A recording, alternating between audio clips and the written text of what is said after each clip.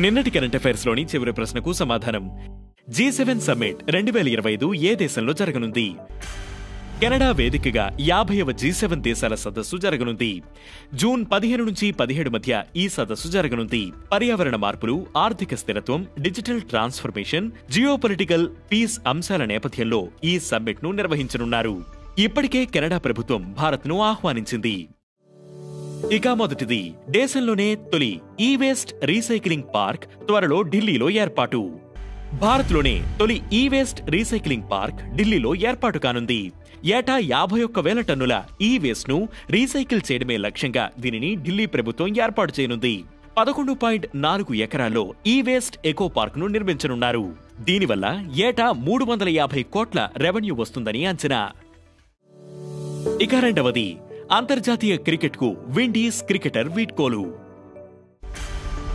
West Indies విధ్వంసకర ఆటగాడు Nicholas Pooran అంతర్జాతీయ cricket కు వీడ్కోలు పలికారు. విండీస్ తరపున 106 టీ20ఐల్లో 2,275 పరుగులు, 61 ఓడిఐల్లో 1983 రన్స్ చేశారు. చివరిగా పురన్ బంగ్లాదేశ్ తో 2024 డిసెంబర్లో జరిగిన టీ20లో ఆడారు. ఇక మూడవది, గుజరాత్ హైకోర్టు జడ్జిగా justice N S Sanjay Gowda. Gujarat high court న్యాయమూర్తిగా జస్టిస్ నేరనహల్లి శ్రీనివాసన్ సంజయ్ గౌడ బాధ్యతలు చేపట్టారు. ఈ నెల 9న ఆయన ప్రమాణ స్వీకారం చేశారు. అంతకుముందు జస్టిస్ సంజయ్ కర్ణాటక హైకోర్టు జడ్జిగా సేవలు అందించారు. ఇక నాలుగవది, కేంద్రానికి ఎస్బీఐ 8,000 కోట్ల డివిడెండ్. ఫైనాన్షియల్ ఇయర్ 25లో 70,901 కోట్ల నికర లాభాన్ని SBI ఆర్జించింది.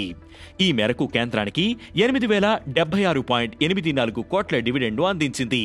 SBI chairman CS Shetty కేంద్ర ఆర్థిక మంత్రి నిర్మలా సీతారామన్ కు ఈ చెక్కును అందజేశారు. ఎస్బీఐ ఇచ్చిన ఈ డివిడెండ్ గత ఏడాది కంటే ఎక్కువ. ఫైనాన్షియల్ ఇయర్ 24కు గాను ఎస్బీఐ కేంద్రానికి 6,959.29 కోట్ల డివిడెండ్ అందించింది. ఇక ఐదవది, 1.46 బిలియన్లకు చేరిన భారత్ జనాభా. భారత్ జనాభా 1.46 బిలియన్లకు చేరినట్లు యుఎన్ రిపోర్ట్ అంచనా వేసింది. 2060 కల్లా ఇది 1.7 బిలియన్లకు చేరుతుందని, ఆపై క్రమంగా జనాభా తగ్గుతుందని United nations population fund report పేర్కొంది. మరోవైపు భారత్లో జననాల రేటు 1.9గా ఉందని తెలిపింది. ఏ దేశంలోనైనా సగటు రీప్లేస్మెంట్ రేటు కనీసం 2.1గా ఉండాలని వివరించింది. ఇక ఈ రోజు current affairs question, international day of play ఎప్పుడు? ఈ ప్రశ్నకు సమాధానం మీరే కామెంట్ చేయండి.